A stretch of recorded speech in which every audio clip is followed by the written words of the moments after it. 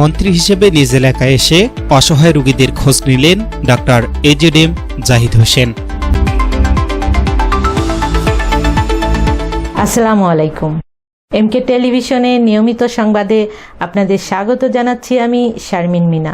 এতক্ষণ শুনছিলেন সংবাদ শিরোনাম, এখন ডেস্ক থেকে বিস্তারিত। নিজ নির্বাচনী এলাকায় এসে অসহায় ও দুস্থ রোগীদের খোঁজখবর নিলেন মন্ত্রী ডক্টর এজেডএম জাহিদ হোসেন।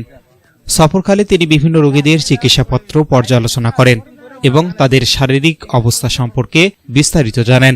পাশাপাশি প্রয়োজনীয় দিক নির্দেশনা প্রদান করেন সংশ্লিষ্ট চিকিৎসকদের।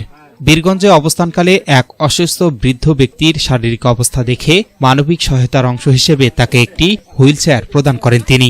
এ সময় উপস্থিত স্থানীয় নেতৃবৃন্দ ও এলাকাবাসী এ উদ্যোগকে স্বাগত জানান।